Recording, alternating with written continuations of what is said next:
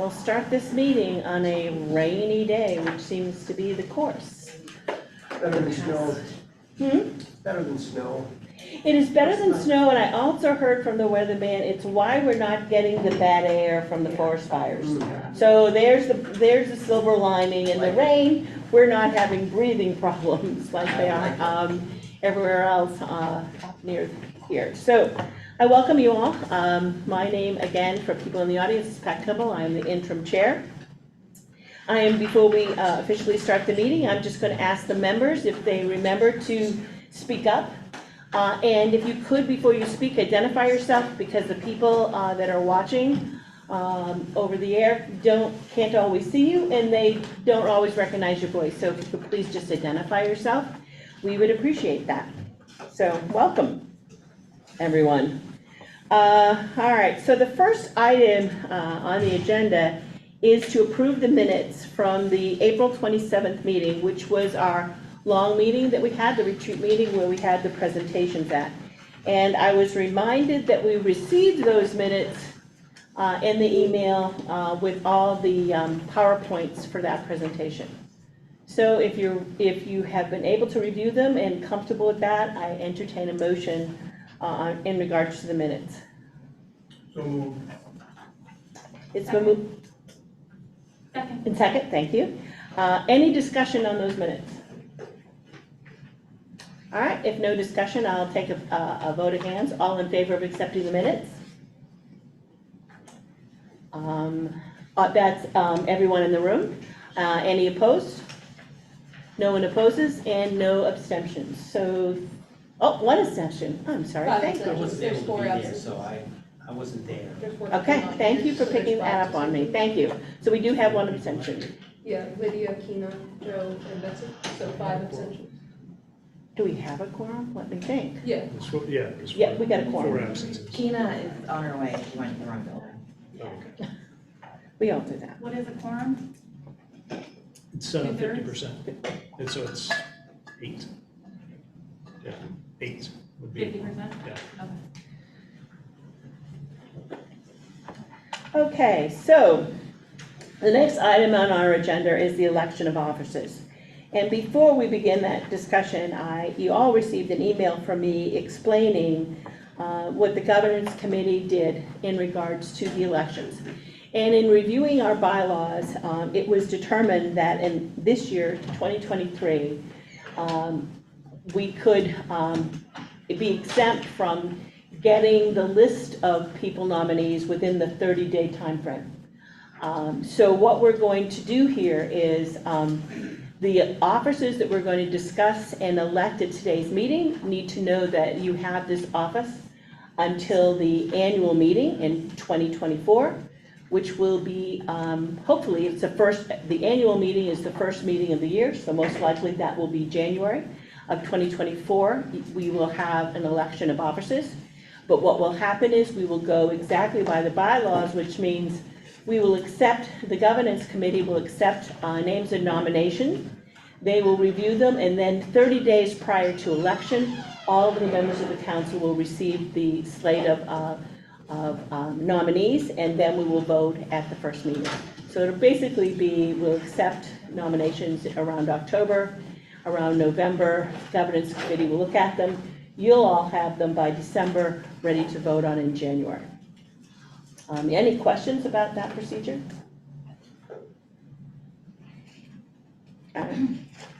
So for what we did, the governance committee did today, we asked for members to place names in nomination. You could place your own name in, or somebody else could place your name in. We did ask that if you place someone's name in nomination, that you kindly ask them beforehand if they were willing to serve the office.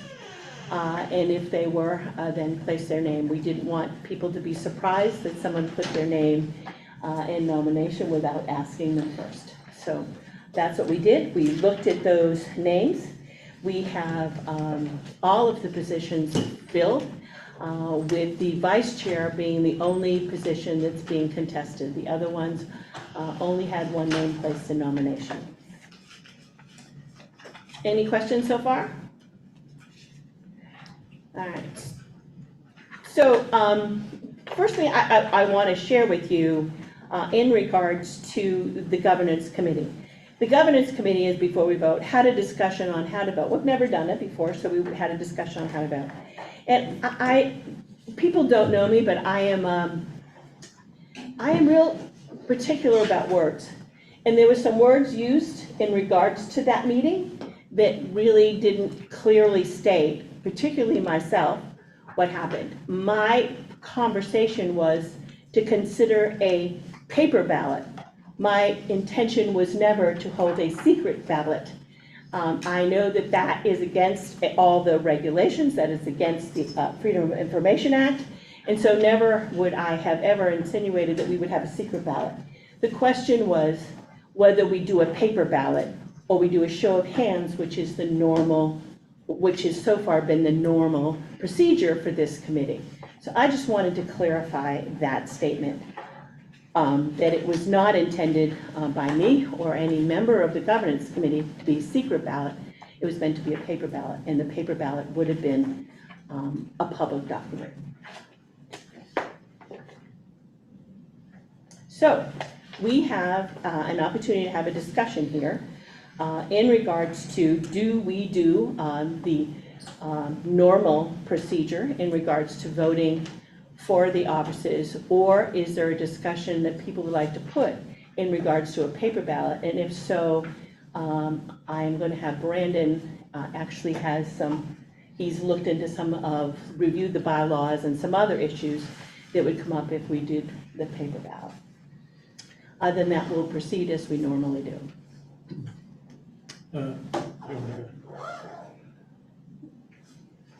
I'm asking, do you want to proceed as we normally do, or would you like to ask questions about the possibility of a paper ballot? If not, As normal. hmm? Sorry. Okay.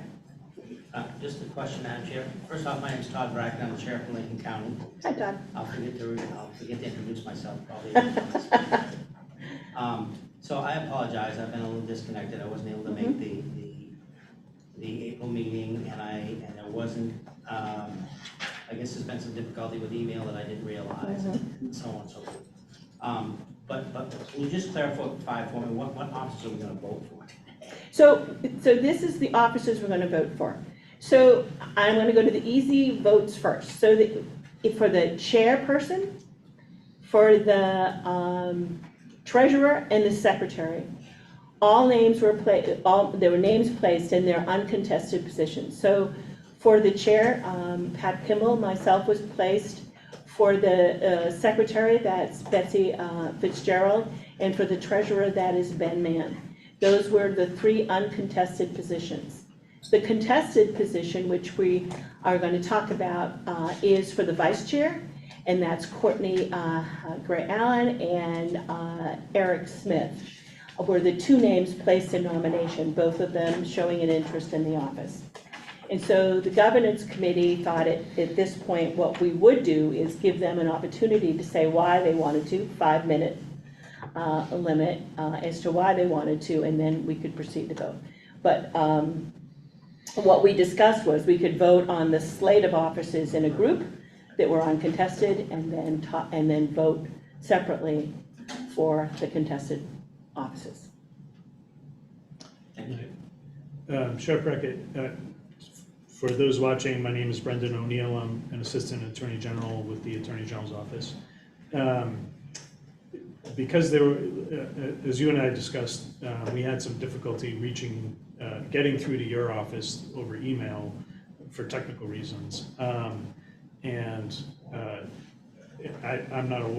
just don't know whether you received the emails that asked for the solicited nominations from the council to go to the governance committee, with the process being the nominations go to the governance committee, then the governance committee considers them, which they did a week ago.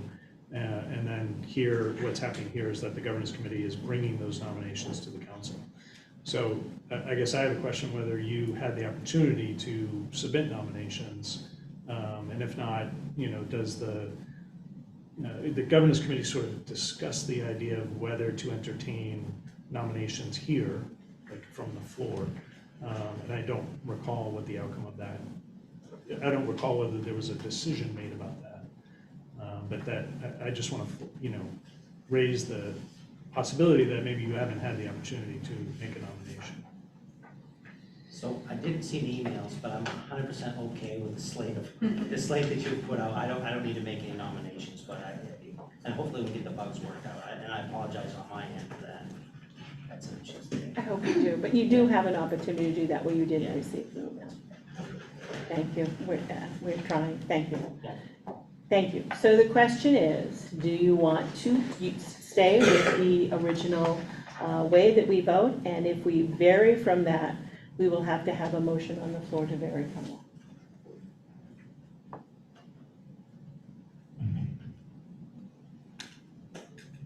All right, it looks like we're staying with the show of hands. All right, so we'll do the non-contested ones first, so we can do them in a group if that's okay with them. I'm looking for, before I do that, any of the people here to be nominated, if you would like to say anything before the vote, you're more than welcome to take your 5 minutes to say things. I don't need to say anything. I'm Benjamin Mann. I'm Deputy Commissioner of Finance here at the Department of Health and Human Services. I'm one of the governor's appointees to this council. I was asked to serve as treasurer. I'm happy to do that in my role at DHHS. I oversee all finance and budget for them, and I did so in various federal agencies before that, so I feel pretty comfortable with that, and I'd be happy to serve in the role of treasurer for this council until the next annual meeting. Thank you. For those who don't know me, my name is Pat Kimball. I am technically retired after 30 plus years of working in the field of substance abuse and mental health. I started in this field as a counselor, as an LADC and a CCS, and ended my career as the executive director to a substance abuse agency in Bangor called Wellspring, which I served for them for 10 years as their director. I have spent my most of the last 10 years of my job advocating for policy change and working to better improve treatment by working on various projects with the state, including a NIATEX project for access to care, being part of the co-occurring collaborative, and being one of the first agencies to become co-occurring compliant in regards to our clients at the halfway house. We also take the claim of, we're very proud of the fact that Wellspring was one of the first residential sections to take someone on medication-assisted treatment within their residential program. Even though we knew we weren't going to get paid by Medicaid, we found funds to be able to admit people into our program. Very proud of that. In my retirement, I serve on several boards. I am past chair of the Heart of United Way of Eastern Maine. I serve as the vice chair of the Greater Bangor Area Shelter. I serve on a committee called Time for Ask out of Mass General in regards to alcohol and drug use and educating physicians. I serve on the board of visitors for the Penobscot Jail. I serve on the advisory board to the clubhouse for PCHC, and I think that's where my retirement is. So I would love the opportunity to share, be the chair here. I don't want it to be a lifetime appointment, but I am very pleased that you asked me to do it and willing to serve it my term. So that's my piece. And Betsy is not here. She had a conflict with another meeting. She's not here, but she's more than willing to chair, and I'm sure if you ask her questions, she'd be happy to answer that. So if you have no further business, I'm asking that someone place a motion to put the slate of offices that we've just said up for motion. So moved. It's been moved Second. and it's been seconded. Is there any further discussion on the positions? If not, all in favor of voting in that slate of offices, please show of hands. Any opposed? None. Any abstentions? There's none. It was unanimous vote. Thank you very much for serving, and you can go back for re-election in January. See how you like it first. Okay. So the governance committee decided that what we would do was give each of the council members who would like to serve as vice chair 5 minutes, and we have a lot on the agenda, so I'm going to keep you at 5 minutes. I would have rather had 3, but I'm gonna let you have 5.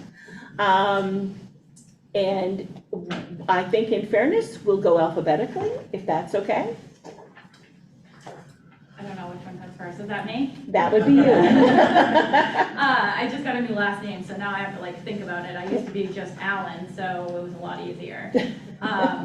Okay, that makes sense.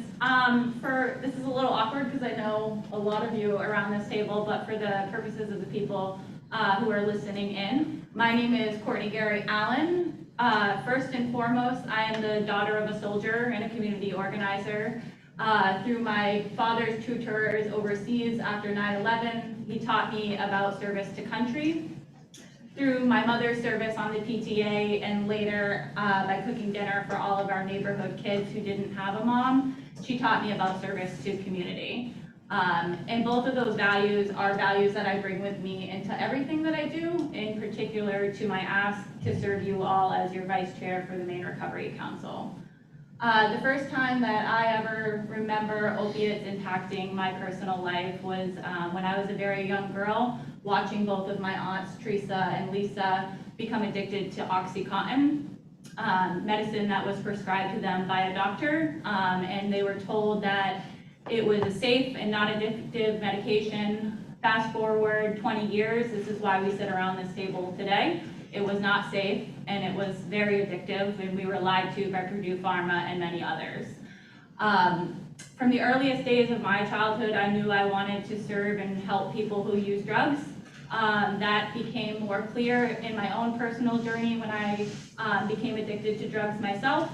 I talk about my substance use as if it was something that was passed down throughout the generations of my family, as if it was a bicycle between cousins. It was something that many of my family used drugs, and I started using drugs at a very young age. I found recovery for the very first time when I was 19 years old, accessing a syringe service program. I found out I was pregnant with my second son. His name is Eamon. He has bright red hair. He is phenomenal. But I found out I was pregnant with him, and I didn't know anybody who had ever stopped using drugs, and I definitely didn't know how to stop using drugs. So I went to see a nurse in a syringe service program. Luckily, I had a great relationship with her, and she was able to get me into medication-assisted treatment. My son was born substance-free because of that access to treatment. Fast forward a few more years, I now have 8 years in long-term recovery. I'll be celebrating 8 years on November 6th of 2015. That is because my community has risen to the occasion time and time again to help me access the treatment and recovery support services I need. I have a long professional history in this work. I currently serve as the organizing director of the Maine Recovery Advocacy Project, or MRAP for short. We do grassroots organizing with people who have lived a living experience of substance use, as well as I serve on my local city council as an at-large council member here in Augusta. I want to serve on this council, and it's why I put my name in for nomination by the Attorney General's office, because I think this council has an unprecedented opportunity to address the harms that opiates and the false advertising of Purdue Pharma and others has caused to our community. I think particularly that the first round of this council and of its leadership is going to set the tone for this council for 18 more years to come, and maybe more, depending on how many more lawsuits the Attorney General files. And I think that it is vitally important. I was a part of the creation, helping to advocate for one of the pieces of the legislation that created this council, and I think that the intention of the people who worked really, really hard to bring this money to Maine, and to the advocates who worked really hard to, dating back all the way to the earliest days of the settlement and to this moment now, have worked really hard to ensure that the voices of everybody who has been impacted would be represented on this council and across the country on councils that will be overseeing this money. I think that the 3 elected officers that we just put in represent 3 parts of the communities who have been impacted: treatment providers or previous treatment providers, cities and towns, and as well as the state through Ben. I think that a voice of lived experience should be at the table, and I've asked everybody else who served on this council if they would like the opportunity and would happily step back if they did, but they have not stepped into that role. I think I bring both my lived experience as well as my professional capacities, navigating lots of really intense situations, and I want to serve this state, and I want to be able to help remedy the harms that OxyContin and other opiates cause in our communities. And I am exactly on time. I have to laugh, I have my stopwatch on, and I evidently I have it done on legislative time, it shut off at 3 minutes, but. 5:01. I If can you did. yield 3 more minutes if she needs it. Only second. Hey, Courtney, thank you very much. Eric? Hey, my name is Eric Small, I'm the Deputy Police Chief of the Sanford Police Department. First of all, I'm extremely humbled by the opportunity to be in the leadership role. You guys, I'm surrounded by a really smart group of people here, doctors, lawyers, and I don't claim to be the smartest person here in any way. And Courtney, that great story. First time heard your story. Thank you for sharing that.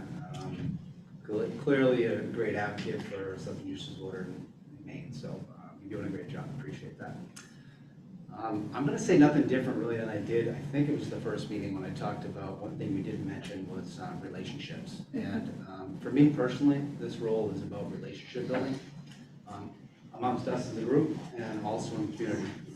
One thing that we've done in Sanford and really the Sanford Police Department has done is build the relationships in the community with all the partners to help people in crisis and with substance use disorder and people experiencing homelessness. And it's something we're really proud of. I think through relationships and collaboration as a group here, we will build consensus and be able to help as many Mainers as we possibly can who are, in dire need of this money. So the only thing I would say is often the uniform here, it can represent power and authority, and I think the sheriff would support this. It actually represents the exact opposite. Essentially, it's the public trust. That's what we're given when we're wearing the uniform. And the best thing, and my leadership model, our leadership model, is that we can do with any power that's inherently given to us through a position is to really give it back to the group. So that's a little bit about my philosophy, empowering people in the group. That's what we do with the Sanford Police Department. You build a team of leaders, and you got a great team.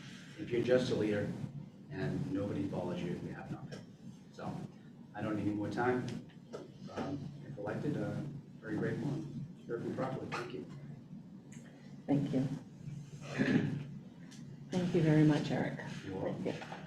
So, now we vote. So, And what I'll request is that when you vote, please keep your hands up for a few extra heartbeats so that Haley can record the votes.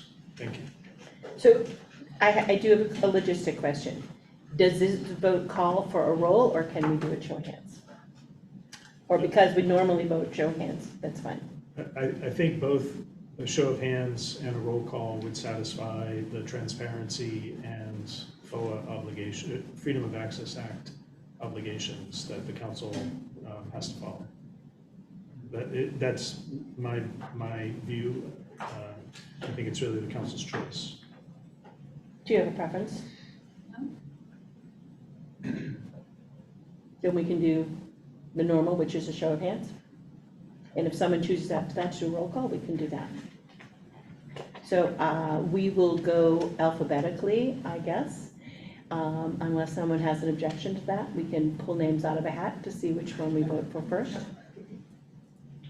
Say a name, raise your hand. All right, so all who choose to be voting for Courtney Gary Allen as Vice Chair of the Council, please raise your hand.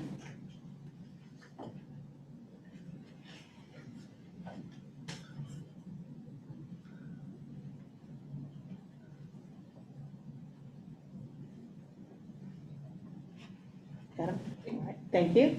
All those in favor of Eric Small as Vice Chairperson of the Recovery Council, raise your hand.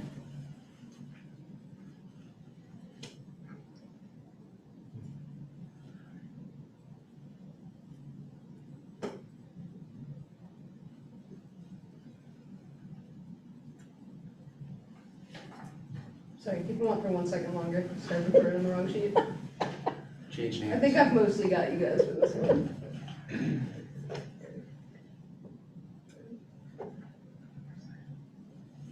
You're all set.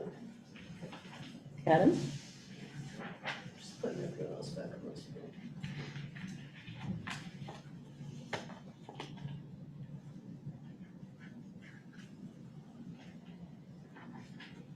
And can you give the tally, please? 6 to 6. 6 to 6. There we go. Which I think there's. It was 7. I didn't know if we were gonna ask, Oh, you was- yeah, I'm saying, Miles It was- abstained, I didn't know. Joe and Betsy Yes. obviously abstained because they're not here, so that leaves 12, yeah. If neither of them would pass either way, because if everybody voted. You need it- 9, you need yeah, 10. to reach, You need 10. read this. Well, now what do we do? I was gonna ask that question, and whether or not this vote required the same three-fifths vote that's noted in the MOU and the bylaws.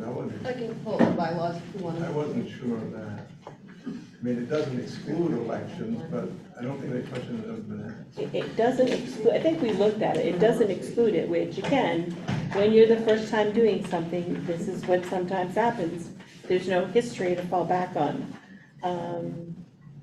So the section of the bylaws that covers the council's actions is section 4.7.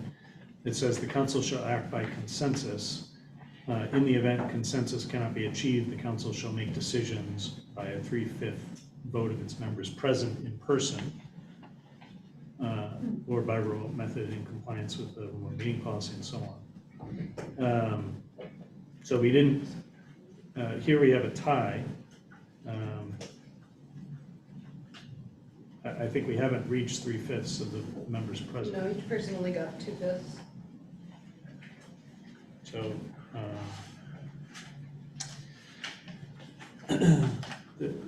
I would move that I'll make a tabling motion to the next meeting. And that's not, as I understand it, the table motion isn't debatable, nor can I comment on it as I understand it. Correct, Robert's rules are that Gordon right now is putting into motion We table it till the next. to table this to the next meeting. Second. It's been moved and seconded.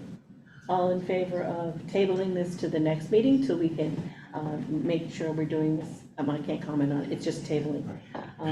Sorry. All those in favor of tabling, please raise your hand. Any opposed to tabling? No one is opposed to tabling. So the motion carries, and we're going to table it to the next meeting, and we will figure this out. So I apologize for that. I really appreciate both of you sharing that, your commitment, and hopefully we can resolve it by the next meeting.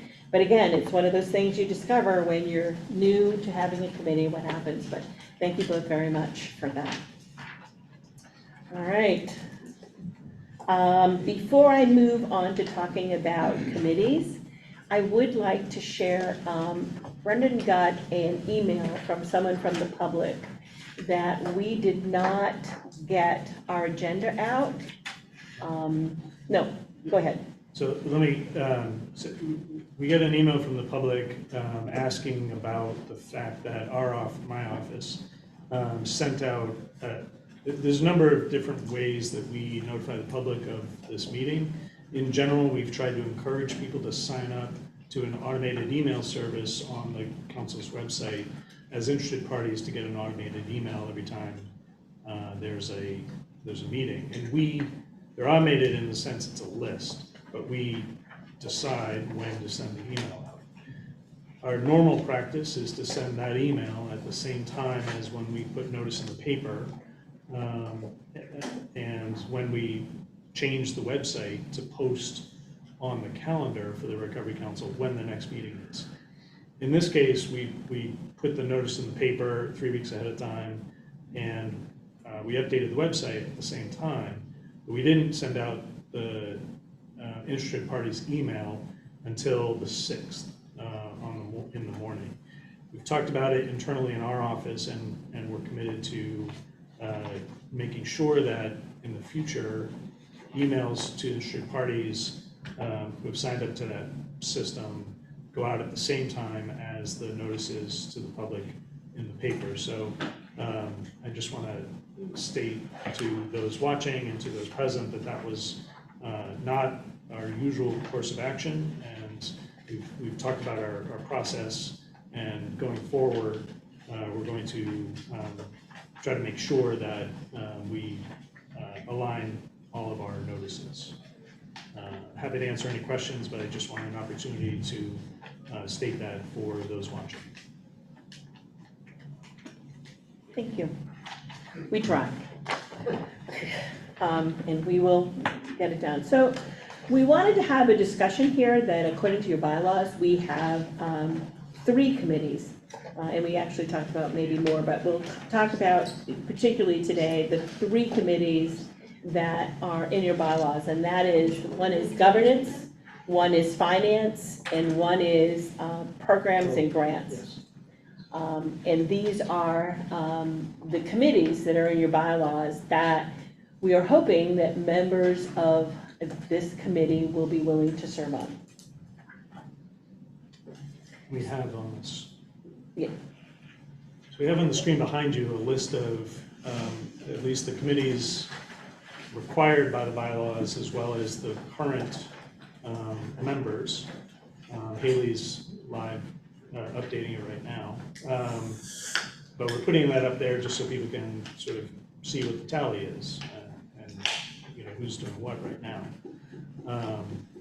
The committees required, I think, as you know, by the bylaws are the executive committee, which is the officers, but it could have 3 additional members, the governance committee, the finance committee, and the program/grants committee.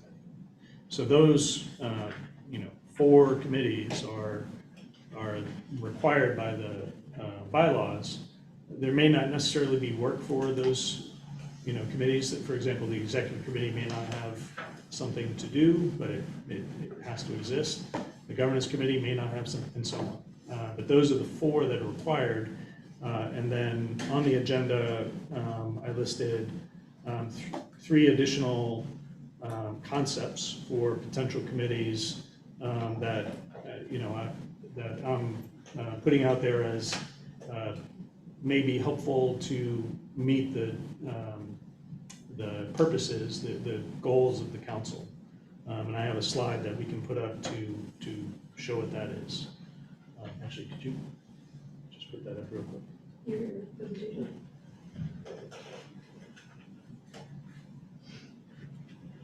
Go to the second page. Yeah. So we've talked about this before, the council's core functions, basically 4 things. And my suggestion, or my suggestion to the council is you organize committees to fulfill these functions.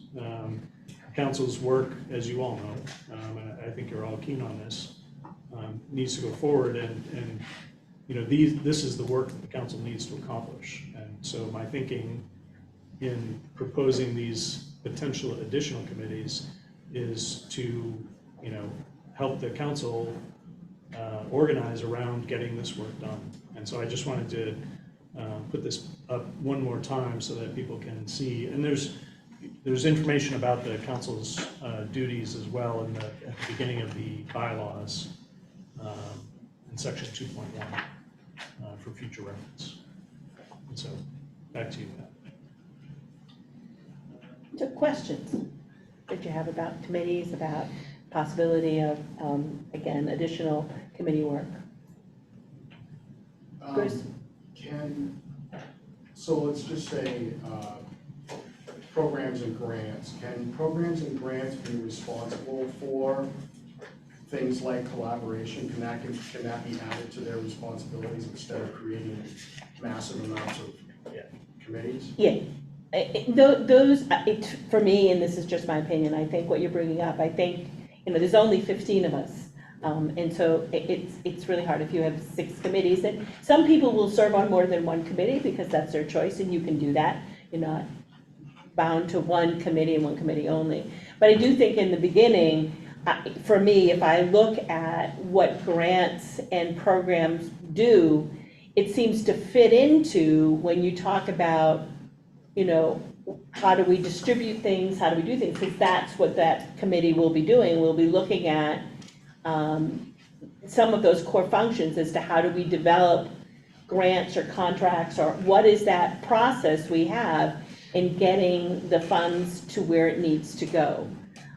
They'll also be, I'm sure, involved in collecting data, those kinds of things. The finance committee, and I don't see as a core function, but the finance committee is going to look at a budget for the committee. How much money does this committee have on a yearly basis to distribute? How do they do that?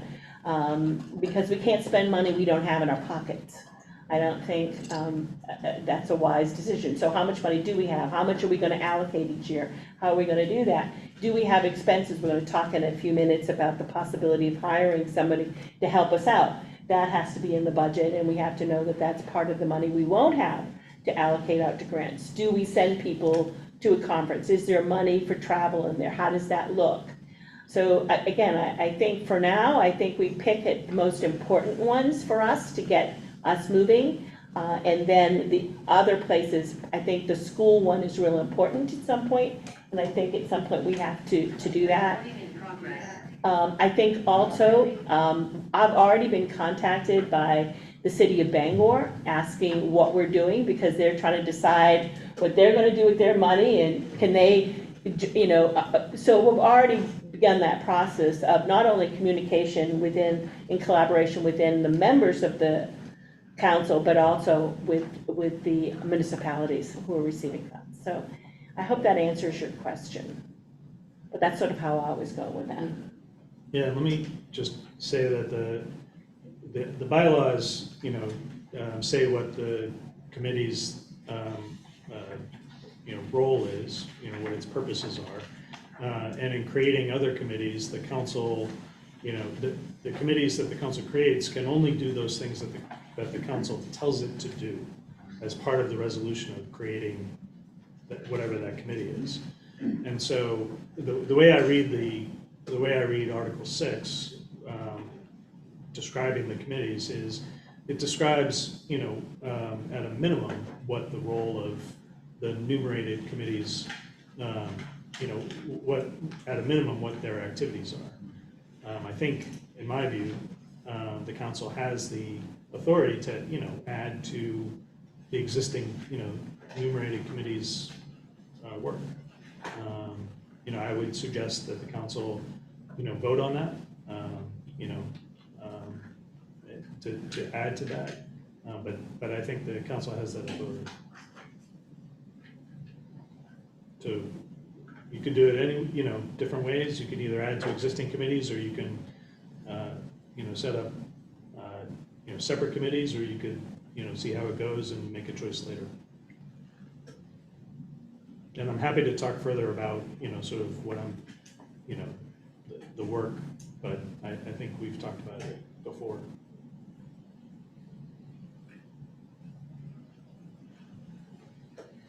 I don't, again, it's Todd Brackett, I'm the chair of Lincoln County.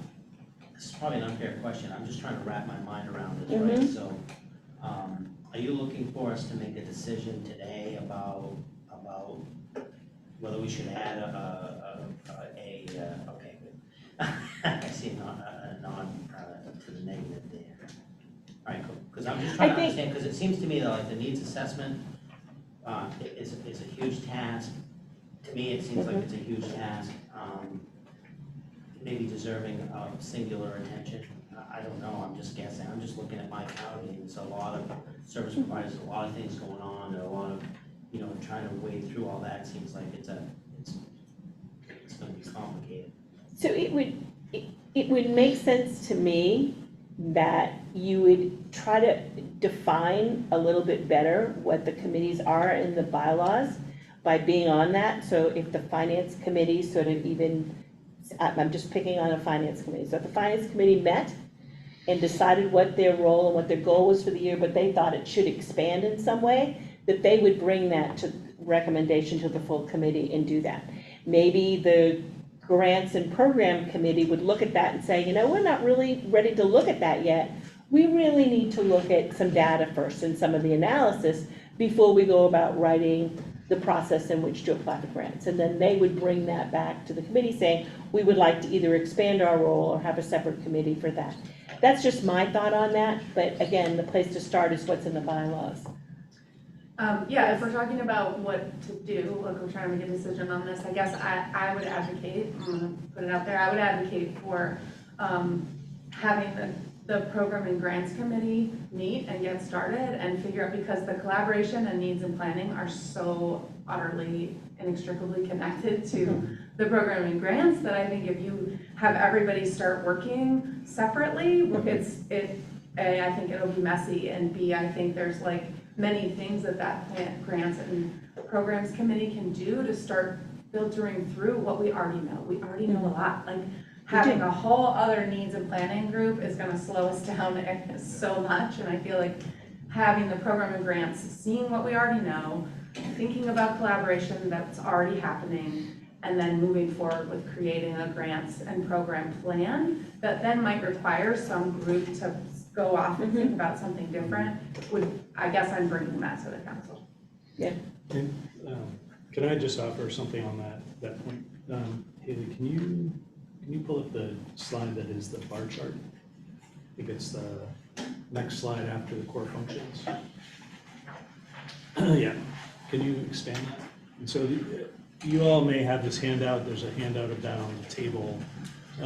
This is sort of a very beginning effort by us in my office, and I just want to take a moment and introduce Benedetta Polarano, who's a new paralegal in our office, who's helping with the council. She's here with us through the summer, and she's been helping me with developing and working with some of the data and the money, and she's been helping me with this. And what the purpose of this is just a very beginning kind of cursory approach is to, take what the council has heard so far about data and information and summarize it and sort of show what sources we know about and what sources we don't know about. And so there's a lot of blanks in there purposefully because there's a lot we don't know. The blue lines represent, some information that we have either from the OVH presentation or from the settlement money of assets that are available. The multicolored chart or line shows how much money OVH reported that they have available to spend on the opioid crisis this year, and the different colors represent sort of general broad categories of the uses of those funds. The third to the right blue bar, the sort of larger one, represents the Recovery Council. It's blue because that shows how much money the council has available to it. It doesn't have any other colors yet because those colors will get filled in as the council decides the general categories of what to spend its money on. But there are blanks, next to that. The one to its right that represents, the Attorney General's fund. The one to the far right represents the municipalities. There are blanks throughout this because there's still information that the council doesn't have. And so as we go forward with, the grants, with the program and grants committee, or with some, figuring out some sort of needs assessment, we're taking a stab in our office with trying to summarize and have up on our website, what we know or what our office knows, and try to make it available to the council, to the public, and so on. But even just doing this, it tells me anyway that there's a lot.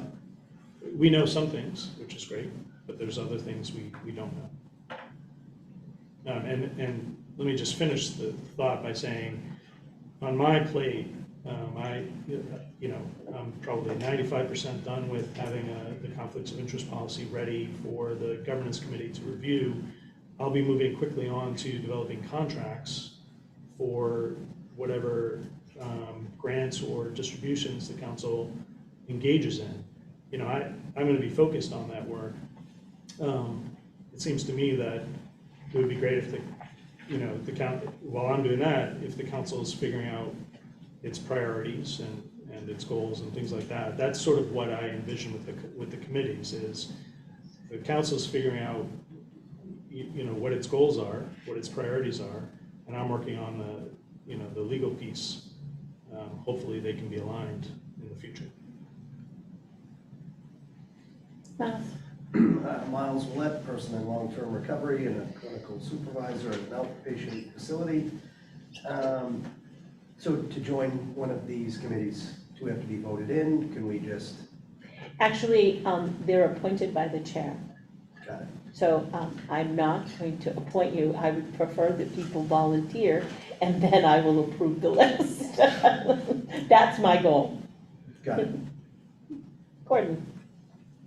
It does say, Chair Kimball, that the chair shall appoint the members of each committee subject to the approval by the council members, unless we have an alternative for naming the members. So I absolutely concur that you appoint, people hopefully volunteer, members volunteer, you appoint, and then the council as a subsequent meeting have to approve your appointment.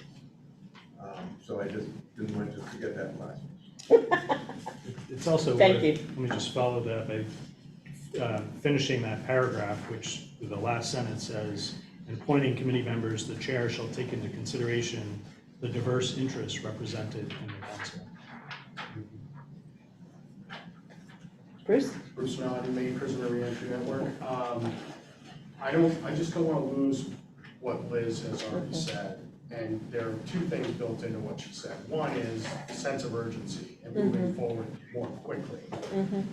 And you know, and I just kind of like the way you were going with this is that, you know, the programs and grants, if we say as a council that number 1 and number 3, so needs, planning, outcomes, and collaboration are part of the duties of that programs and grant, then we can get moving on these things. There's a lot of collaboration, a lot of conversations that need to be taking place with the municipalities are in the dark right now. They have no idea what they're doing. And they're just begging for somebody to give them some guidance. And they want to collaborate. And it's not just the municipalities, but organizations and agencies and so on. I feel a sense of urgency right now. I mean, when people ask us questions, it's like, you know, when are you guys going to do something? When's something going to happen? We're all going, well, it's, you know, it's moving. I heard Gordon yesterday at the CCC SUP. He was like, you know, we're trying to game this out as how long is this going to take. So I'm hoping we don't lose what Liz, sorry, I'm pointing at Liz. What Liz said, and you know, the sense of urgency, and that we can roll in those responsibilities, and maybe we've got some champions that want to be on that committee that can take, you know, one of these parts and lead that, you know, forward. Yeah, and Bruce, I think that I watched a lot of nodded heads going around the room. I think we're all anxious, and one of the things is that we do know that we have some money. We do know that those funds will make a difference in the lives of people. We do want to be fiscally responsible about that. And how do we do that? And we really at that ground level as to how do we get these funds to be able to start saving lives. And we're in a crisis and it's an emergency and want to do it right. So the goal really today is asking people if they want to serve on these committees and who are you and if you're willing to do it, and then setting up meetings. Now remember, one of the difficult things is it's great that we have the public available, but one of the things, every time we have a meeting, we have to notify the public. All of our meetings are public, which gives us a little bit of a challenge. So if someone says, oh, I can meet next week, we can't do that. And we're going to talk a little bit about the remote policy in a minute. Again, so maybe that will help, but that's one of the challenges is that we always have to make sure, which is a good thing, that the public has adequate information about when and where we meet. And we do have guidelines into how many days in advance they need to have that information. So that, again, we have to put our calendars in line. So I guess at this point, I'm gonna ask people, I'll put you on the spot a little bit right now, if you wanna serve on those committees. And then we will start some doodles going and figuring out some meeting times that work for the people that are gonna serve on those committees and hopefully get them started. Smiles. So I'll jump on the finance committee. I got an MDA that I never use, and I can learn, I can learn a lot from Ben. Okay, And then I'll also jump on the needs planning committee. which we're now calling the Program Grants Committee. Okay, oh, it's all gonna be, Yeah, we're gonna, well, for now, we may decide at the next meeting to split it, but for right now, that's it. so that's, I'll jump on that as well. Okay, thank you, Miles. I'll get us started. Chastity? The needs program, whatever we're calling it, program grants committee. Okay, It disappeared in the middle, I'm raising my hand. okay. Liz? I would like to volunteer for the program grants committee. Okay. Yes, Same, Tina, program grants. okay, Program Grants. Who said that? Same, Liz, Bruce? you know, Oh, Liz. programs, grants. All right, we're all just jumping on that one. Gordon? Yeah, I'd like to be on the program grant. All right. Good for the whole council. Since program grants is the most popular, I'll go on the finance. You're gonna go where the money goes, are you? No, my passion would be the program grants, but Well, remember, all the committee minutes will go to you. Yeah. There'll still be full committee input. We're just gonna try to get this started. Eric? I'll do the finance, please, and could I also be added to the governance committee? Is there any more? Yes, you can. Yes, Yeah. thank you, please.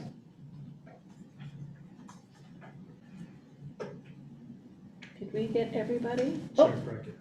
I'm still a little confused about whatever the committee's gonna do, but, I think I like Miles's idea, and then I can decide later, maybe if they throw me on finance and grants. this is not a term of office. So if you feel that your skill set isn't at the right committee, we can certainly go back and adjust that. So we want everybody I to thought so. to go where their skill set goes. I never thought my skill set was money until I became an executive director, and all of a sudden it's like, what's with the money? Are we trying to fill the other ones too, or just those two? Well, right now, we're just gonna fill these, Okay, we're not Yeah. gonna fill school and collaboration? not right now. Yeah, so the other ones are proposed, they're not required under the bylaws. Correct, so we don't, yeah. The ones that are filled right now are the required ones under the bylaws. And I'm sorry, I'm just hoping that, again, going back to what Bill said, the needs, planning, outcomes, and collaboration, 1 and 3, get moved into kind of the responsibilities of this programs grants committee. So that because we're gonna have a bunch of people, a lot of really talented people. Correct.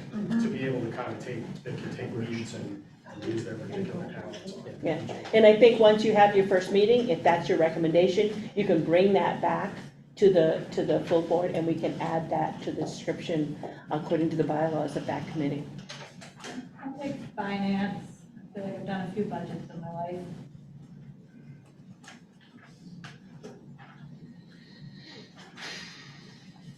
And also too, one of the things as we move through this, when you see the conflict of interest policy, there may be something you pull yourself off of because of it, depending on how it's written. Will the individual committees elect the chairs of the committees? Well, Haley just asked about who the chairs would be. Under the bylaws, section 6.2, it's not totally clear about that. So my proposal would be that as you meet, The only committee that's gonna need to figure it out, I think, is this Yeah. last one. And then the other ones have a built-in. yeah, I mean, I think at the first meeting, the first time that committee meets, just pick a chair. Yeah, we can do that. And would you put me on all the committees because I'm a glutton for punishment? Yes. And I may pull myself off depending on how things go. But for now, I'm gonna choose to do that and then decide from there. All right, so everybody, I thank everybody for volunteering. Thank you very much. That was painless. It was great. That's why we're here. I know. And I'm really, I'll tell you though, it only goes to show people are really anxious about how do we distribute this money. So this is what I'll do. At this point, I'll get together and we'll figure out some sort of doodle and figure out some dates for people. And then we'll notify the public and be able to get those moving forward. And my goal eventually will be, and I don't know when we can get there, and just a thought for people to think about, is that once we get rolling, we may be able to do alternate months. So committee meeting would be 1 month and then full board the other month, and that way people weren't overloaded. Right now, until we get started, we're sort of in this mold. I think we have to meet because we have a lot of work to do. But once we get moving and grooving, we'll be able to do that, which will be much more respectful to all of your schedules. All right, so do we have to vote on that, or is that my appointment? It's your appointment. All right, there we go. It doesn't work in my house, but I guess I can do that here. I've been married for 51 years. I don't get to appoint anything. All right, so thank you very much. We will get moving on that. And again, I hear people about collaboration in schools and municipalities. Again, I'm already getting emails. I got an email from a large healthcare corporation who's trying to make some changes and looking at for grant dollars. Plus, the city of Bangor asked where we were. And at one point in time, I think we need to have that larger discussion about how do we include in our conversation in municipalities and schools. And whether we hold some sort of large meeting to be able to get some of their input. I don't know what that is, but it certainly is an important part of the work that we do. All right, so, oh, sorry. It's kind of an unrelated question, but it feels like a good time to ask, and I don't know who it goes to. The opiate summit, Governor Summit, there's a breakout session, how will Maine's opioid settlement dollars be utilized in the work of the Maine Recovery Council? What's that? Who's doing it? And why hasn't the council as a whole talked about it prior to? So the whole council only knew about it, well, not the whole council. We only had a conversation maybe a week ago with Gordon. Brennan and I had that conversation. That's the only conversation, and Gordon can probably answer that question before. The session, you're all welcome to participate in. The session hasn't been designed. There's a lot of breakout sessions among the 20 that, in the interest of getting the registration out, we've given the topic. All I wanted to ensure was that the chair was available and that Brenda was available. And so any of your thoughts can be directed towards Pat or I. We don't intend, number one, my opinion, the chair is the only person who can speak for the council. We don't intend to even do that. It's really to, we get a lot of people are interested in the work of this council. And so it's intended to do some of the basics like, 20%, 30%, 50%. These are the amounts of the settlement. The stuff in this terrific PowerPoint that Brendan prepared for today. It will not, I doubt in the next 6 weeks that we'd be at the point where we'd be saying, okay, these are the top 3 priorities that the council has identified. I mean, we want to share what, right where we are at that point in time. But none of you are excluded.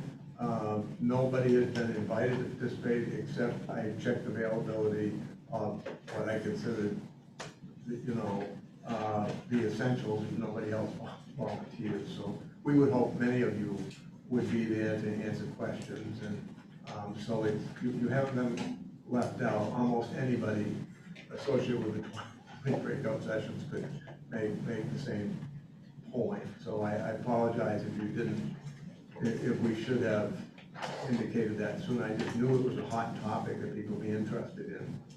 And only the public knew that today. The registration just went out today. So, That's why I asked today, because I just saw it. yeah, no, we're excited to get it out today, believe me. And the strategic plan is going to be done on Monday, because it has to be done in time to get work with some graphics people and also get it printed so that it can be distributed and announced by the governor on the 22nd, so, on the 20th rather. So, yeah, I apologize if any of you were surprised by it, but I think you should actually be disappointed if we put together a summit of that magnitude with maybe 1,500 people there and nobody said anything about the settlements and our work. Yeah, I don't disagree that it shouldn't be talked about, but just the title alone, it makes it sound like the public's gonna be told this is where we're spending the money, and we just haven't figured anything out, so it took me by surprise, I wanted to ask. We could also change, the title if that's the wish of people, but that's where we are. It's really a blank slate at this point. I would picture it, as I say, more process-oriented, what's our timeline, and again, things that we might not know today on June the 8th, that we might know by July 20th. Could just follow up on, I mean, just piggybacking on the last conversation, that is a great opportunity for the council to get to hear back from communities, not so much, I mean, people want to hear from the council, but I think it's more important in some ways for the council to hear back from cities, counties, and towns. You know, to the extent municipalities can be in the same room, that's a great opportunity for the program grants committee to be there or to meet ahead of time and think about what they want to hear from, what questions do you want to ask of those people who are going to be there? You know, what information do you want to get from those people who are going to be there? You know, if that committee meets ahead of that and sort of comes up with a plan for, you know, what the council can gain from that meeting, that could be a good opportunity. But it's your meeting, Gordon. It's a governor's meeting, but another possibility is that we have 35 tables, exhibitors, call it what you will, but if we're really interested in soliciting input from people, we could have a table for the Maine Recovery Council and make it clear that suggestions for the council can be delivered at booth 27, and any of you, the chair of the program and grants committee, could be there. So there's a lot of things we can do with that. And the Attorney General is speaking at the meeting. I think it's one new thing that we weren't in a position to talk about 2019 in the first summit. So again, I think it is both an opportunity to share where we are, but also to hear people have ideas. Let's do. That actually leads into my question. Is the program and grants committee, I think this is, the programs and grants committees is to gotta figure this out, but have we figured out if we're going to be soliciting grant proposals or if we're going to be just picking things and giving it out? That's part of the work That's of. part of the work of the grant, Yeah. okay. I mean, and again, we maybe do both. We may have contracts that we want to do because it knows that this is an area that's our priority that we want to do, or we may just do, again, contracts, we may just be doing grants. There are many layers to this, and it's not saying that we have to do one thing and one thing only. Well, can I comment on that and then ask Ben to comment on it? Because it's such an essential question regarding our work, obviously. And that so long as we observe state procurement policies, like when you can sole source something, or when you can, how you solicit competing proposals, or how you solicit what we call requests for applications where there may be multiple receivers associated with it. You're not looking for one winner, so to speak. So I do anticipate with the kind of money that we have available, we're gonna have available, you probably do a combination of things depending upon your priorities, but Ben will now correct anything I said that was illegal. Or wrong. Playing wrong is not illegal. I think I agree with what you said there. I think there are various vehicles and processes we can utilize to get money out to providers, to the community, to municipalities. So whether that's a matching program for grants, like, to make money go further that's already out there, that might be a good idea, or we're putting money on existing contracts at DHS or DOC or Department of Education, or if we're standing up a grant program to say, here's $2 million for this purpose, come with your best ideas. I think that we have a variety of ways to push money out. Does this council have to abide by the same procurement as the state does with all of their money? The council is designed to have significant flexibility and to be able to move very quickly. And I'm happy to, work with both Ben and Gordon, on what the process is going to be. I think, in my view, the council's authority, as designed under the MOU and as designed by statute, allows it to move, pretty quickly and pretty creatively, and it was designed to do so.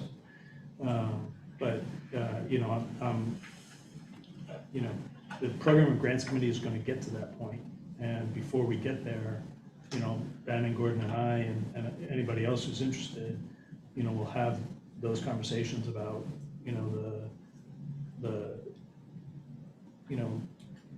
the legal requirements that the council is required to operate under. Okay, that would be super interesting, because no offense, Dave, but your procurement process is terrible. It takes a really long time, and it's hard to get through. And so if the council can work in a different way, that would be my vote. Again, I think that I've heard that frequently, the council members in German are looking to get the money out in a quick way, but we also, again, it is that we don't want anybody to challenge it, that we didn't follow the guidelines we do.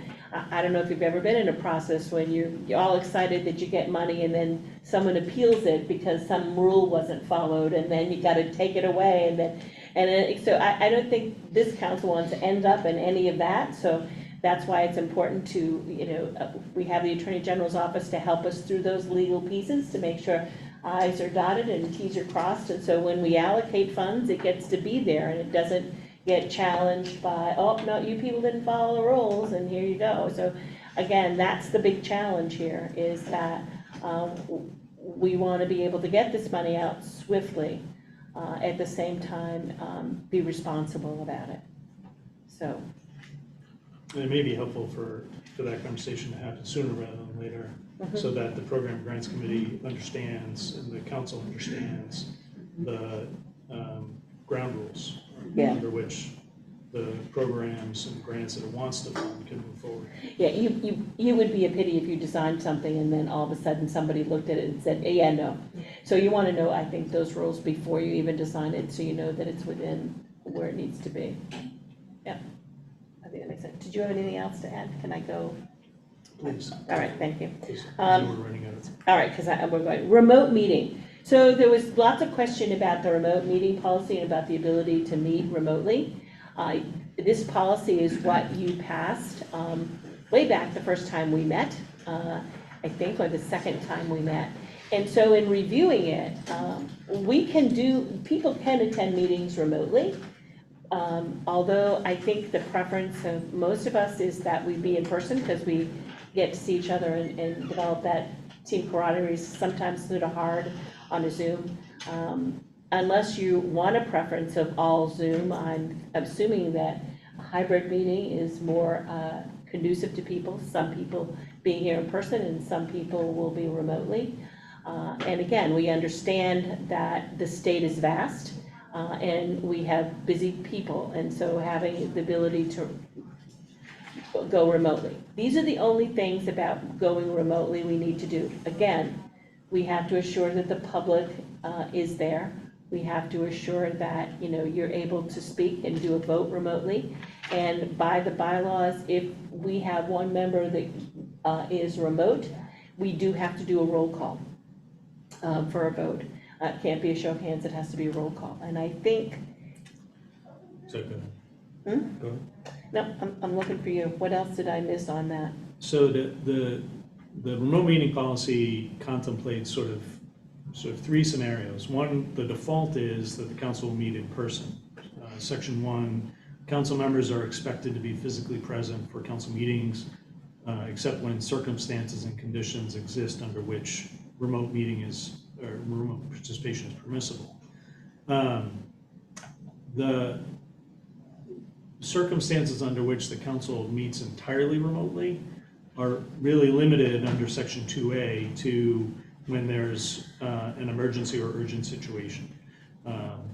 The way that's happened in the past is during the pandemic. That was considered to be an emergency. The 2A3 talks about, what the chair can consider an emergency or urgent situation. Bad weather, a disaster, public health emergency, or other things. Otherwise, the determination to meet remotely is made on a member-by-member basis. And the way it works is that the member has the responsibility, the individual member has to notify the council chair in writing, not later than 5 business days before the meeting, that member's participation is not practicable under 2B. And the circumstances that we talked about initially were if the council member or a family member has a physical or mental condition that causes them to face difficulties traveling to the meeting, or if the council member has to travel a significant distance to be physically present, or as a reasonable accommodation to a member with a disability. And then the council chair makes the determination about whether or not participation is not practicable with that council member. Once that determination is made, if the chair says, yes, you can participate remotely, then we're in a hybrid meeting situation where some are physically present, some are remotely present.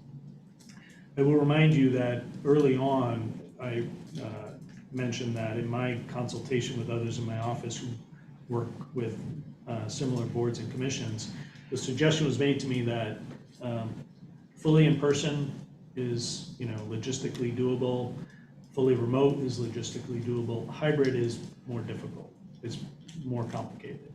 And Haley and I have been talking about sort of administratively and technologically rather, how we would make that work. And we still have some thinking to do about that. But the the policy contemplates, for example, if somebody has to travel a significant distance, that person could participate remotely. In that circumstance, where anybody is participating remotely, all votes have to be by roll call. And I think the policy also has other requirements on the member about, during the meeting. Yeah, you have to be visible. You can't, we have to see you. We can't put up some sort of nice screen of the Bahamas. We have to see you. I think that's in there. Yeah, it's in there somewhere, so. 3B. Okay. And I guess the question I have is, is this what the council wants, or does the council want something different? If the council wants something different, the council has the authority to change the remote meeting policy. I would make sure it complies with state law under FOA, the Freedom of Access Act. If the council does want to change it, we need, I think, a motion, a resolution from the council. It probably would go to the governance committee to consider. The governance committee would make a recommendation to the council. Go ahead. I'm hesitant to say what I'm going to say, but I think somebody has to say it. That I think we should change the policy to better accommodate remote meeting. I agree, the hybrid is it's more difficult of the 3, but the legislature, they've managed it, and we've all gotten used to it. I think it's really important that we've been together, and I think we should continue to get together physically as much as possible. But we've also changed the cadence of these meetings. We've all got busy jobs, and Pat's got a busy retirement. Retirement. And I think we're gonna ask that kind of time of you, committees, subcommittee, that we need to jump into the modern day policy and accept the fact that this is how people work. We've got two really busy positions here. And for those who, like Betsy and Miles, who were driving hours and hours to come to a 90-minute meeting, it's just, we can do better. And so I would suggest 2 or 3 people who, if you're in favor of reviewing policy, so that the fault is not necessarily always the in-person meeting and real limits on remote policy, probably should be almost the other way around. But again, I know it's more work for the staff, but that's why we talked about the next item. Hopefully we're gonna get some help, so that not everything falls on to Brendan and Haley. So that's my suggestion. I'm not gonna make a motion. I'd rather hear what other people have to say. Yeah, I totally agree with Gordon. I think far less burden on folks being able to come by. So we're all so used to this, and it makes us a much more nimble committee or council. I will say, so tomorrow morning I'll be at the state workforce council, whatever they call it, the state workforce board meeting, and they've been running hybrid for a long time. So, and they do it really well, and the votes are all easily calculated and so forth. So, Christopher Quinn is the guy over there. If you talk to him, I'm sure he can help you with that. So I have one quick question before I make a recommendation. Currently, the way this policy reads, if we decide to offer a remote possibility to members, we can do that without any change. Right, but it's on a meeting by meeting, member by member basis. Okay, so, I mean, it's possible that, you could have sort of a standing request to, a member could have a standing request with the chair to meet remotely. and other than that, if we don't accept that, then this policy needs to go back to governance, changes need to be made, and we bring them back to the board, full board for approval. I mean, it seems to me well, go on. No, go ahead. No, finish your thought. What's that? Finish Yeah. your thought. Well, I wonder whether the policy can accommodate the current interests of the council, except for if the council wants to meet entirely remotely. That's the only piece, I mean, that's a piece that the policy doesn't accommodate unless there's an emergency or a public health emergency. Otherwise, it's a member by member request to the chair. Okay, I just want to ask the question, does the policy give us the opportunity? So let's say it's 2:00 in the afternoon and I've got to drive up from Auburn and something comes up and, you know what I'm saying? Yeah. It being that. This has to be a 5-day notice. A 5-day notice thing is just. Correct. I mean, part of It that's. says where possible, notify the council chair in writing, not later than 5 business days before the meeting where possible. So- I'm just going back to what Gordon said. Our lives, everybody here is incredibly busy, and you just never know. And there may not be the opportunity to drive, and that could be the difference from being here, for like a meeting like today, showing up at 3:30 or 3:45, rather than being here for the whole meeting.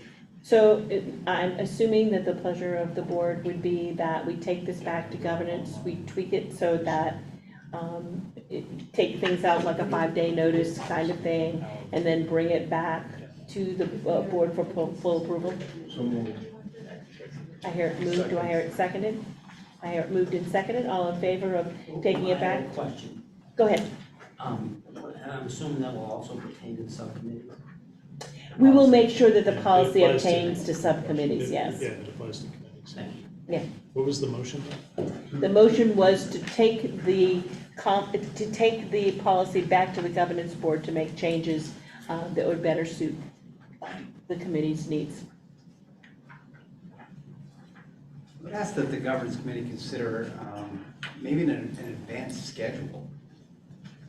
We have one now. We Doing, have one sort of now. The Yeah. governance Do you wanna committee's talk meeting again on the 28th. not for No, the for governance the committee, council. for the council as a whole, and possibly have an in-person meeting scheduled well in advance, Mhm. and, you know, all the subcommittee meetings, I mean, maybe all those would be a Zoom, or maybe, you know. That's the goal, and the more that we advance plan a year schedule, the easier it will be for everybody, because as I said, it's not like we can decide to hold a meeting. We have to notify the public in advance, and that's the tricky part. So I can't say, oh, we really should have a meeting next week because the governance committee needs to do this before the full board meets. I can't do that, I have to notify the public, so that becomes a challenge. But the more that we have meeting schedules, the easier it becomes. Don't we have a set meeting schedule now? The Yeah, second- We do the for the full second council. Thursday of it. Second, third.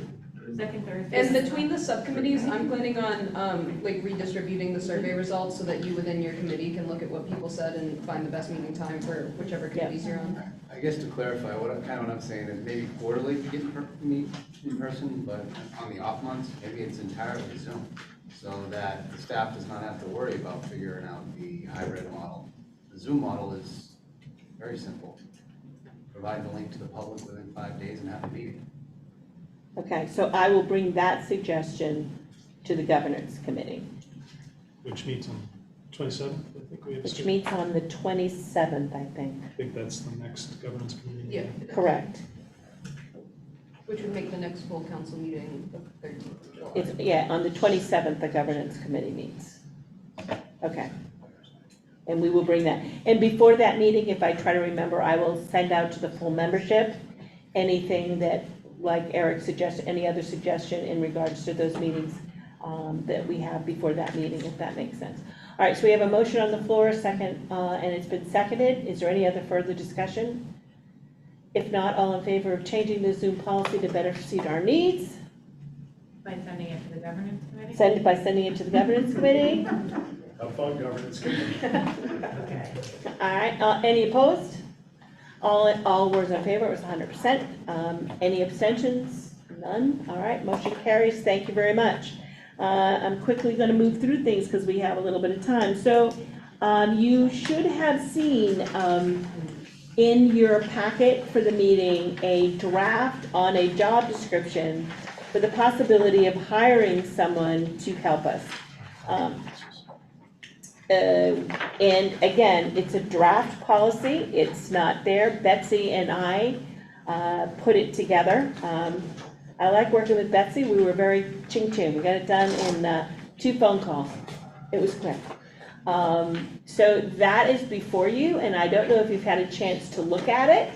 Again, anything on this can be changed, we can go over it at another time, but this was a possible job description. From that point, we will meet with the Attorney General's office and discuss if and how we have to advertise this. And also we'll look at the possibility of, I don't have any salary in their recommendation. We can talk about that. Yeah. But it's contemplated as a contract, as a contractor, rather than a state employee. It's not a state employee, it's a contractor. And we made it for just 1 year, the contract of the person, only because in a year, this committee may be moving and grooving and not need it. Or the person may need, we may need to keep the person, but we just decided arbitrarily that it would be a 1-year contract with someone. Courtney? This all looked great to me. The only thing that made me nervous is what you already said, with that there is no, how much we're gonna pay this person. Yeah. I would just be interested in that before we actually. Oh, yeah, because that's a huge budgeted item, and that would come before the committee before we did that. The other thing that actually, in my reviewing of it, under minimum qualifications, I think I would add to that grant review and writing expertise. That this person have some sort of knowledge, I shouldn't say expertise, knowledge in regards to grant proposal and writing. I don't think that was in there. Yeah, that makes sense. Does it have knowledge and expertise of SUW?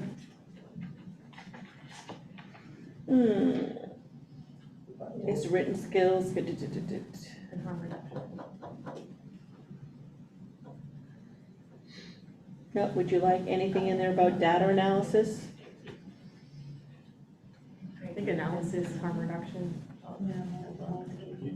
You could invite people to send you comments and a deadline. So it's been suggested by Brendan, I think that's good, that I give you a 1-week deadline to review this and send your suggestions to us.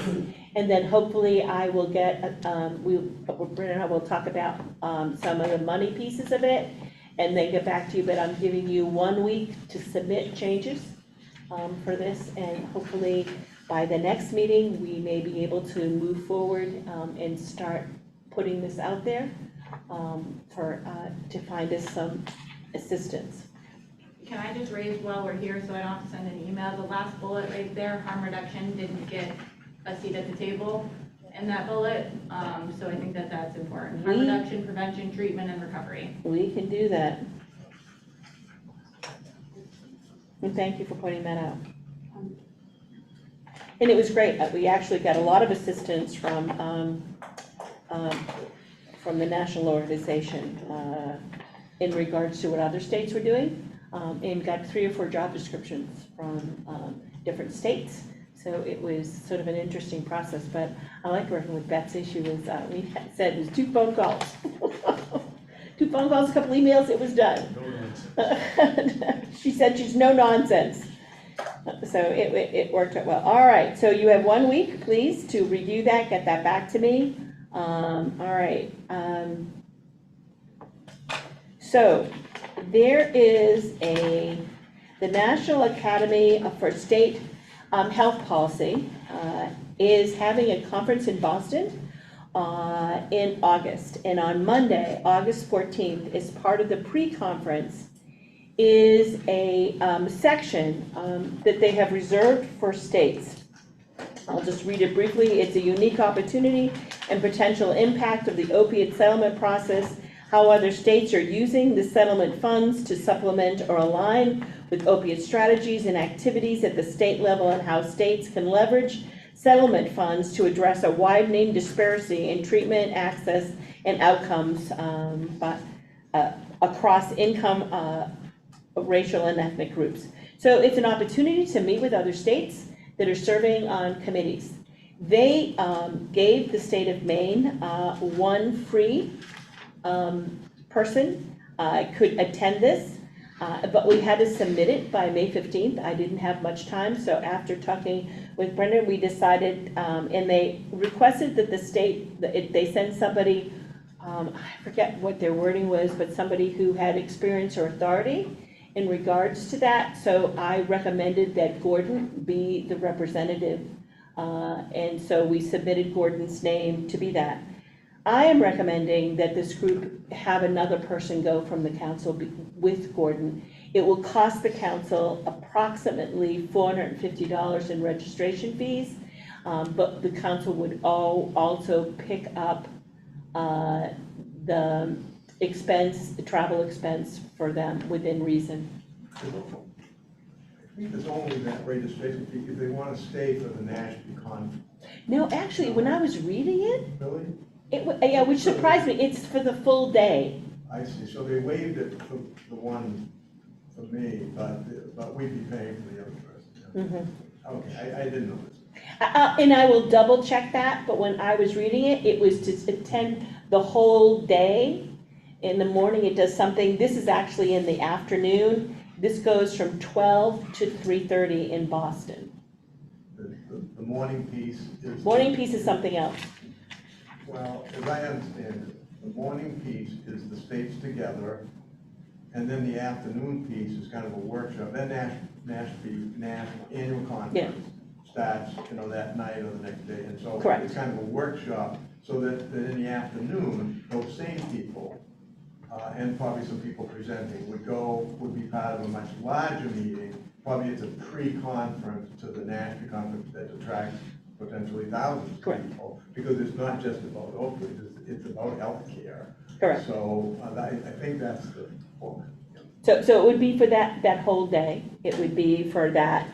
Thank you for that clarification, Gordon. So it would be that whole day on Monday, the 14th, in Boston.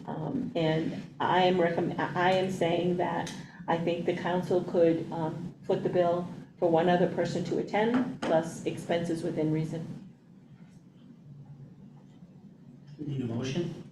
Or any volunteer, anyone interested? I mean, I'm interested, but I don't have to go if someone else is interested. Well, I would just say that I think there's value in really learning what other states are doing, what might be working, what's not working, so I couldn't agree more, so I would make the motion and that we authorize, if we can find somebody interested in going. In the middle of August. Yeah, it's August 15th, 14th, Monday the 14th. Pat, did you say you wanted to go? I would go if asked, yes. Would it be great if you recorded? I think you're going to be great. And I'm cheap because my granddaughter has a house in Boston. We should also just ask Ashley if they'll give us a second slot for free. We can give that a try and see if they'll give us a second spot straight. But again, I don't have to go. If someone has a burning urge to go, I have no problem with that. But again, you have to allocate the money to go. I can't. Well, I would, I think we're being a little too conservative. I think that it's in Boston, you don't have to fly. No. It's crazy enough to fly Cape here, but anyway, we're on tape, so I shouldn't say it. So I think, you should, I'd like to authorize at least, one additional person. If people are willing to volunteer their time, and there's incredible value. We are following at least 3 other organizations on a regular basis that are trying to do that. The National Government Association meets every month on it. The Region 1 HHS people meet every one, and then Nashby's got its own work group, and we go to all of them. And what you learn and see how we're doing compared to the other New England states, it's just, we're saving, it's so valuable that I think I'd like to, the money that we be investing, we've been very prudent in not having any administrative expenses taken from the 14 million to date that I know of. I'd like to, is there a motion on the table? No. I would move that we authorize up to $1,500 to support 2 additional people to travel to the meeting, if such people are available. There's a motion on the floor. Can I have a second? And then I can have conversation. Then we can, is there a second to that? Sure. Okay, Todd. Courtney, discussion? I was actually going to ask Gordon if he would be willing to amend his motion to allow anybody who wants to go. I think that anybody on this council that wants to go and volunteer their time. So when you make that motion, I have to double check. I think there's a limit as to how many people per state can attend That that. makes sense. Okay. And I saw that somewhere, but I didn't see it, and that I would have to contact them. But if you want to amend his motion that anybody can go, I just note that there may be a limit. And the agenda has a link to the conference.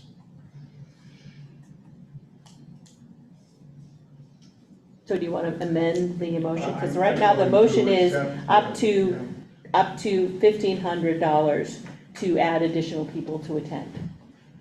I would accept Courtney's amendment as a friendly amendment. My amendment just goes even further, but he's my intent. I pretty much agree that with the funds that we have, we volunteer our time and people are interested.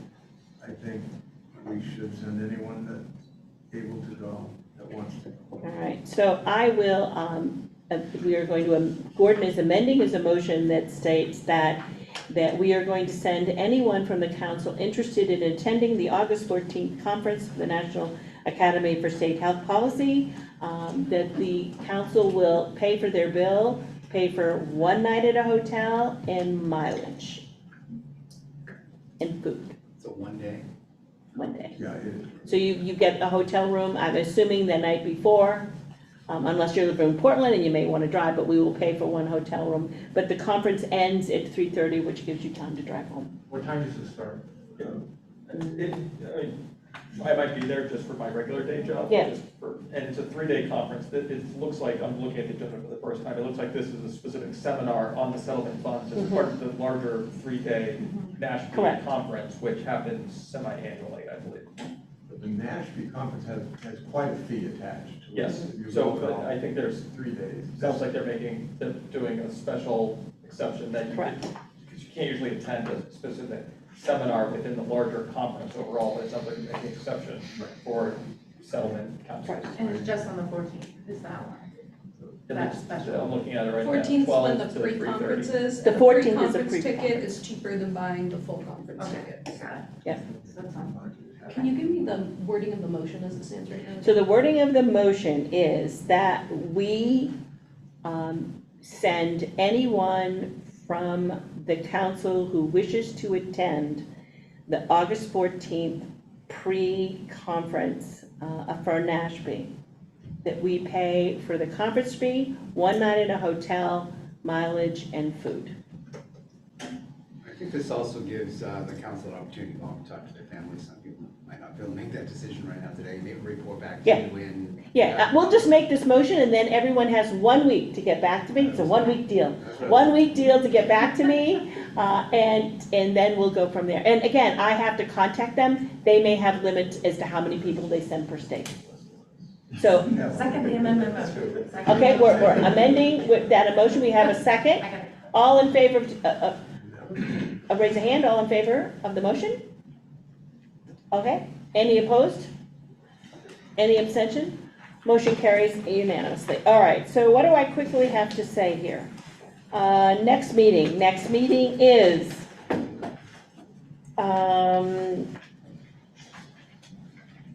July 13th, Same time, correct. likely here. Well, yeah, we gotta look at the schedule. We have to, we'll look Yeah, I at the, gotta let you know about that. yeah, we'll let you know about the time of the day. Okay. Depends on when the room's available. All right, I had some other stuff, but it's just gonna have to wait. Chat? Yes. Just a question on the governance subcommittee. It's on June 27th. Is that gonna be the same location for the Burton Cross Office Building 500? No, Did you have a location yet on that? We don't, What, it was 600, yeah, for the class 600. office building, we booked it. oh, yeah, yeah, So it's, it's Burton Cross 600? yes, Same time at 1:30? No, yes. it's at 11, I believe. Oh, that's right, we moved it to 11. Okay. Here, let me give you the exact time. And what we will do is we will send out to everyone on that governance committee list that we have, we will send them out a notice on that meeting. Scheduled from 11 to 1:30. Yeah. In room 600. All right. It is 12:38. I thank you all for your patience. 4:38 now. What did I say? 12:38. Oh, 12, well, I'm Retired time. Please. I'm retired. I don't even know what time it is anymore. I don't wear watches. It's not Saturday. It's graduation weekend. I thank you all for your time and your patience with all of this. Drive careful. Hopefully the sun comes out at some point in time. I thank members of the public for joining us. And I see you hopefully in next month.